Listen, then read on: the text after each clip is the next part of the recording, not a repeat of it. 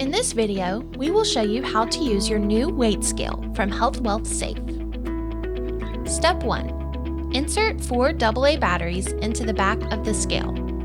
Once inserted, the scale will perform an initial secure pairing with the mobile network. Step 2. The symbols displayed on the screen will display on the scale while pairing. The secure pairing process normally takes around 15 seconds, but may take up to 2 minutes. Step 3. This symbol will show once pairing is complete. Your scale is now ready to use. Step 4. Lay the scale on flat and level ground away from water or other hazards.